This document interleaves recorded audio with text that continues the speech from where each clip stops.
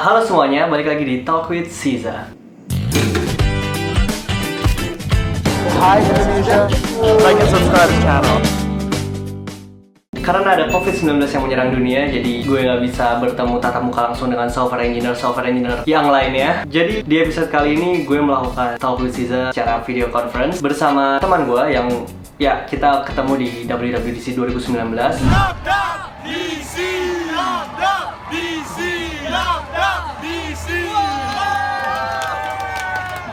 Dan yang menariknya adalah dia itu orang Indonesia, tapi emblem yang dia pakai itu bukan emblem Indonesia, tapi emblem Swiss. So, dia tinggal di Swiss, tepatnya di kota Basel. Dia software engineer juga pastinya karena dia join WWDC. Oke, langsung aja gue kenalin sama orangnya. Dia adalah Niko Prananta. Halo Kak Niko. Halo Jis. Yo, Emblemnya Swiss tapi pasportnya masih Indonesia kok.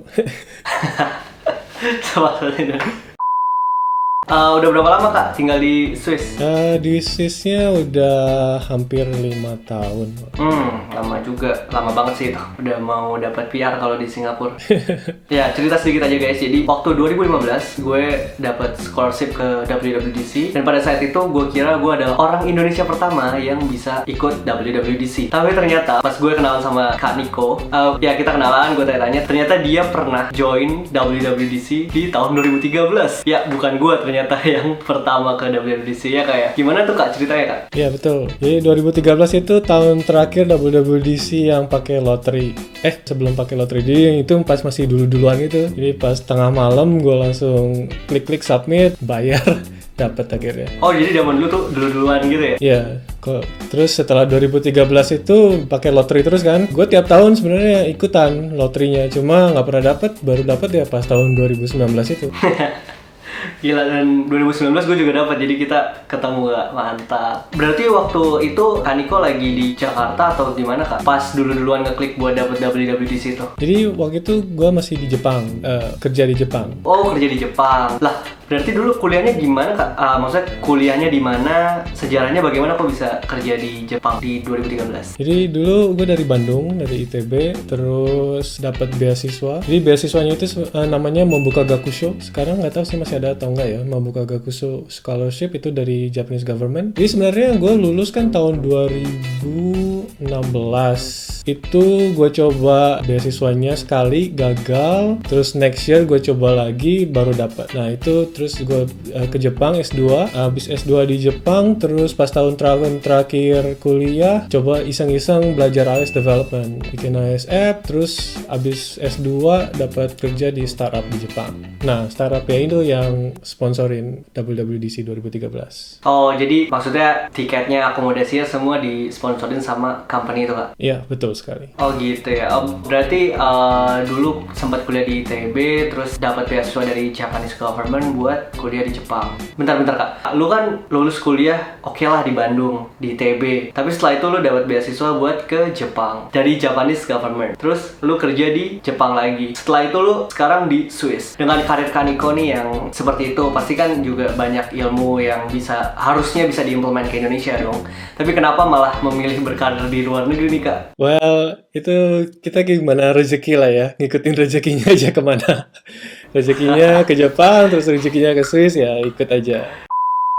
Pertanyaan gue nih, lu pernah gak sih kerja di company di Indonesia sebenarnya? Sebelum ke Jepang pernah sebentar, tapi maksudnya perusahaan punya dosen sih, jadi kerja buat dosen. Oh gitu ya, standar lah ya, pernah kerja di Indonesia, terus keluar ya udah.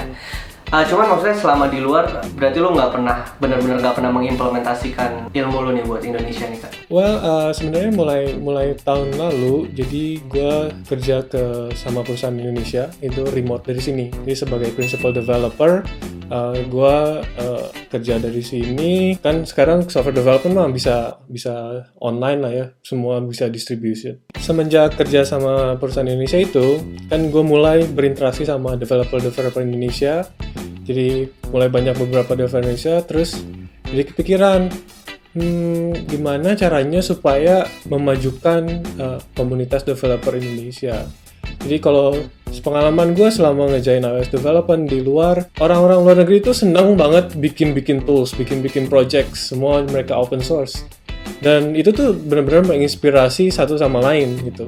Nah, karena gue juga pengen gitu melihat produk-produk project-project buatan Indonesia, developer Indonesia. Nah, gue mulai bikin namanya plus62.dev.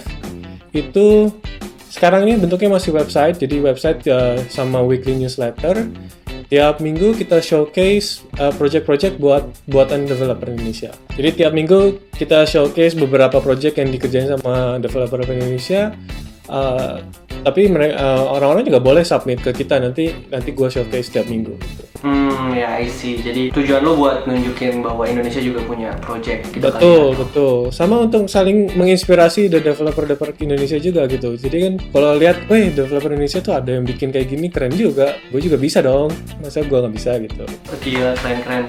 Oh ya, by the way, tapi itu perusahaan atau dari Kak Niko pribadi? Itu pribadi, itu side project. Wih, side projectnya ngeri juga ya, plus62dev, oke. Oh, berarti Kak Niko memang suka punya side project sendiri atau emang baru sekarang aja nih Kak punyanya? Jadi udah sering dari awal, dari mulai ngerjain bikin iOS app dari dulu udah banyak side project. Dan setiap gue kerja sama company selalu make sure nanya dulu gitu. Bener, gue boleh nggak nih punya side project sendiri? Terus kalau mereka boleh, oke, berarti seru kan. Dan most of the time mereka bilang oke aja sih, nggak apa-apa, no problem. Oh, berarti dari dulu selalu punya side project ya? Betul. Jadi most project gue open source, gue taruh code-nya di GitHub. Terus ada beberapa yang sukses secara finansial gitu. Ada satu project yang disponsorin sama startup dari Silicon Valley. Wih, gila. Jadi ada satu project open source buatannya Kak Niko nih? Betul. Oh, terus disponsorin sama salah satu company di Silicon Valley gitu? Betul. Gila. Oh, tapi itu kan open source ya? Berarti maksudnya Kak Niko bikin terus ya udah dibuka aja source code-nya cuma-cuma gitu. Betul. Ya? Kan kita buat open source itu tujuannya ingin dapat sponsorship dari mungkin company, mungkin dari sesama developers. Cuman penasaran aja sih Kak, kira-kira seberapa ngefek sih open source itu buat karir dari seorang software engineer? Gue cuma bisa bicara dari pengalaman gue sendiri ya. Maksudnya banyak developer lain juga yang sukses secara karir tanpa open sourcing project mereka. Tapi banyak juga gitu developer yang sukses karirnya karena open source mereka. Jadi open source itu kan tujuannya buat share project yang kita bikin.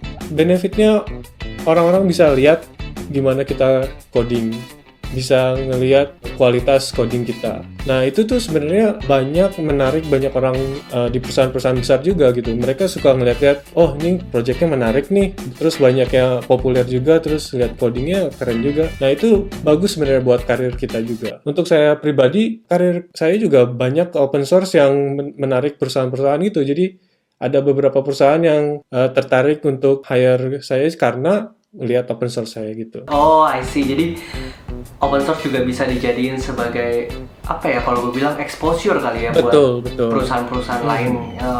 Tapi kan itu kan secara teori. Bagi gue sih itu secara teori emang logikanya dapat banget, kayak kita gain exposure dari open source, orang lihat kita, terus kita bisa aja di hire sama orang lain atau ditawari kerjaan oleh company-company besar gitu. Dan bahkan kalau gue pikir itu barrier-nya kayak nggak ada aja, karena kan itu seluruh dunia ya kayak. Betul. Nah, tapi gue penasaran nih Kak, kalau lu pribadi pernah nggak sih dapat pengalaman mungkin ditawari kerjaan atau di hire sama tech company karena exposure lu di open source? Oke, jadi gue kan tadinya tinggal di Jepang nih.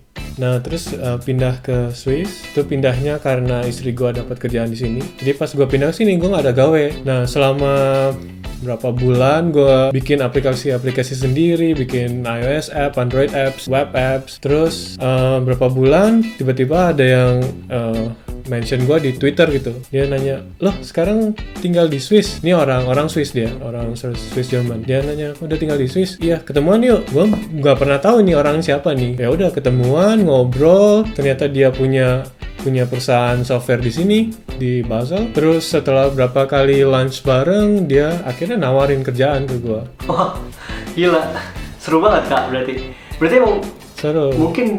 Berarti mungkin dia memang follow lu karena lu aktif di open source gitu kali ya Kak ya? Betul. Dia bilang sih dia udah follow sejak pas gue masih di Jepang tuh. Gue nggak tahu tuh gitu. Gila, itu bener-bener hoki banget sih. Saya kira lu dapat kerja di Swiss di Basel benar-benar tanpa effort ya kayak. Ya effort dikit lah ya. Alhamdulillah. Ya maksudnya ada effortnya lah, maksudnya bikin project-project sendiri gitu. Ya effortnya karena open source dan project-project lo itu. Gila, Betul, tapi betul. itu keren banget sih Kak, nggak perlu apply ya. Oh iya Kak Niko, sebelum closing nih, boleh dong kasih statement atau mungkin based on experience Kak Niko aja untuk menginfluence teman-teman software engineer di Indonesia, mungkin fresh graduate atau mungkin yang masih sekolah dan ingin menjadi software engineer supaya bisa menjadi software engineer yang dikategorikan hebat lah gitu. Gimana nih Kak?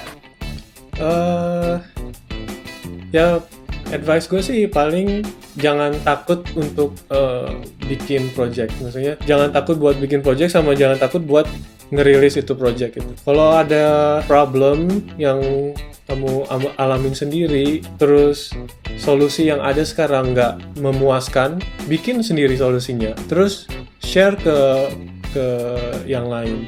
Jangan takut, jangan malu gitu. Nggak apa-apa. Dari situ nanti bisa membuka banyak peluang. Oh gitu ya kayak ya emang nggak usah malu ya Kak. Soalnya kan seandainya ada orang yang nggak butuh, ya udah biarin aja. Kalau ada yang butuh syukur gitu ya kayak. Pasti ada yang butuh, at least satu kan, lu sendiri yang butuh. Oh iya bener, optimis banget orangnya.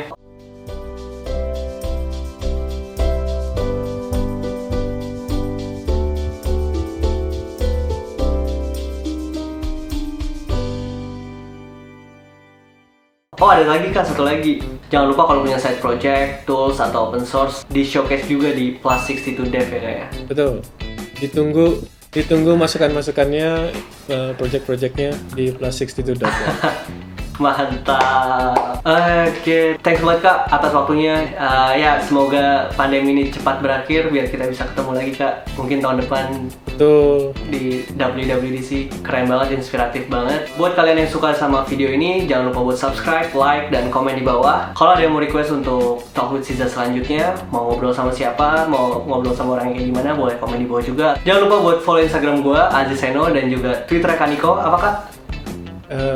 Di link bawah aja ya. Oke, segitu aja videonya, and thanks for watching. Dari tadi kita ngelakuinnya dengan cara kayak gini. Ups. Ya, kayak gini guys.